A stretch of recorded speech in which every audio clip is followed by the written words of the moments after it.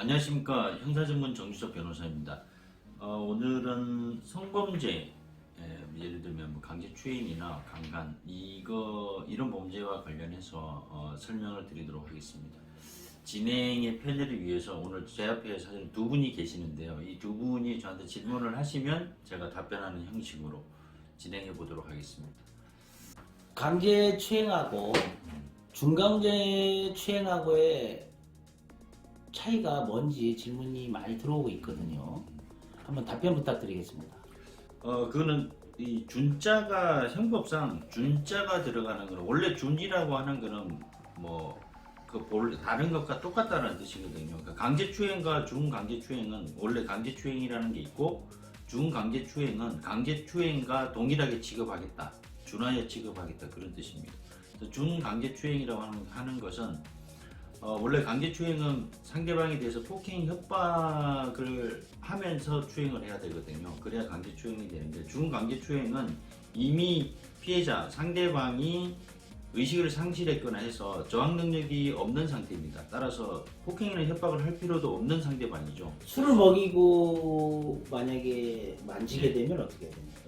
그 술에 취한, 예를 들면 가장 일반적으로 이 여성이 완전히 술에 취했다. 그 상태를 이용해서 어느 신체 부위를 만지거나 하면 그 여성은 이미 저항 능력이 없지 않겠습니까? 그럴 때 이제 준강제추행이 되는 것입니다. 그러면 이제 술이 이제 어떻게 강제 추행을 하다가 깨면서 예. 여자도 좀 이제 반항하고 할 수 있잖아요. 예. 그럴 때 되면은 아예 상실한 건 아니니까 그럴 때 되면 좀 상황이 바뀌는 건가요? 상황이 바뀔 수는 있는데, 그러니까 법적으로 따지면 시작은 중강제추행이었고 나중에 의식이 깼을 때 계속 추행을 하게 되면 이제 그 강제추행이 되는 거거든요. 근데 그거를 구별할 시력은 크게 없습니다. 왜냐하면 아까 말씀드린 대로 강제추행, 중강제추행은 강제추행에 준하여 취급하기 때문에 형량이 똑같습니다. 그것을 구별할 이유는 특별히 없다, 이렇게 보시면 됩니다. 그러면은 마약이나 이런 성분이 들어가 있는 거를 타서 먹였을 경우도 달라지는 건가요? 그거는 이제 폭행으로 보거든요. 그러니까 상대방을 의식 불명하게 만드는 것 자체가 폭행이기 때문에 그 상태에서 간음을 하면 이제 강간죄가 되는 것입니다.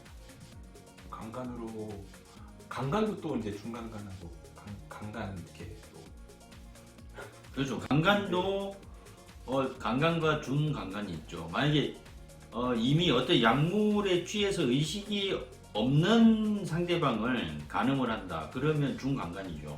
행위자의 폭행 협박이 없었으니까. 그런데 행위자가 의식을 상실하게 하기 위해서 약을 줘서 약물에 취하게 한 다음에, 근데 체험제 같은 걸 줘서 의식을 잃게 한 다음에 간음을 하면 그건 이제 강간죄가 되는 것입니다. 근데 최근에 혹시 그런 사례가 좀 있습니까? 요즘에는 그 근처에, 내 주위에 이성 친구를 만날 수 있는 앱을 젊은 사람들이 많이 이용을 하는 것 같더라고요.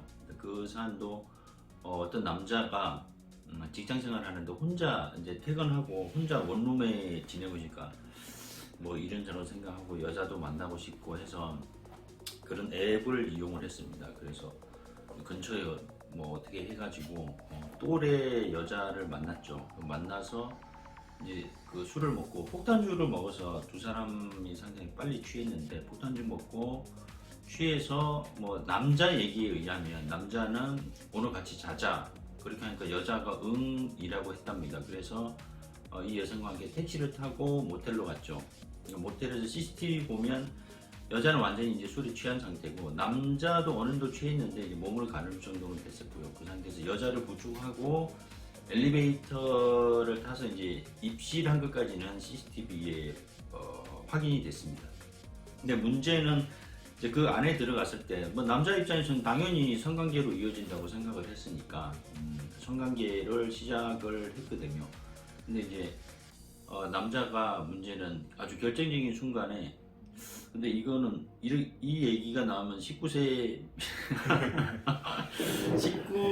이상만 이제 시청할 수 있는 상황이 되는데 남자가 갑자기 발기가 안 된 겁니다. 그러니까 이제 남자는 너무 힘든데 그러면서 여자 옆에 누웠대요. 좀 이따가 다시 한번 시작을 해보자.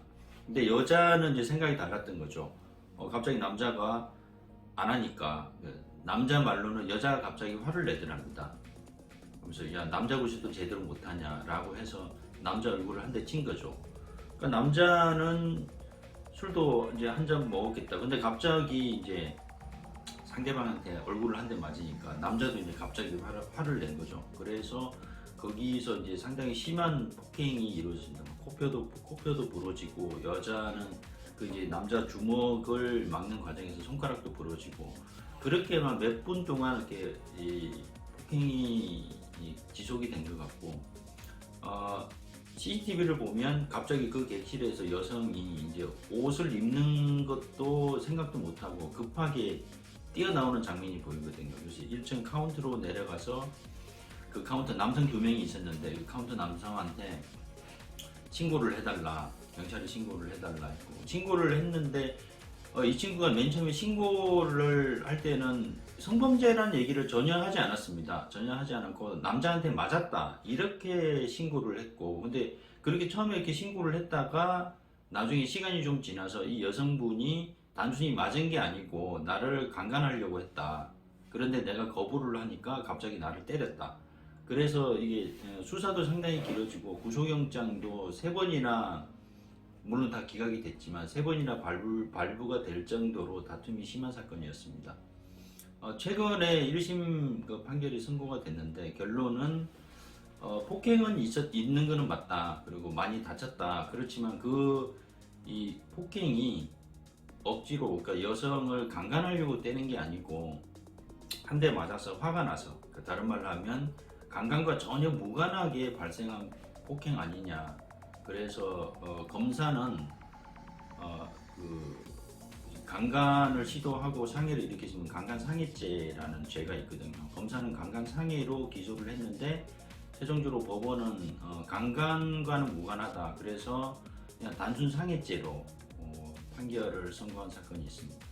그러면 상해죄라고 하면은 뭐 가볍게 처벌되느냐? 근데 그 남성은 실제로는 실형을 선고를 받았습니다. 당연히 합의는 되지 않았고요. 그 여성이 너무 심하게 다쳤기 때문에 실형을 선고받고 이제 구치소로 간 사건이 있었습니다.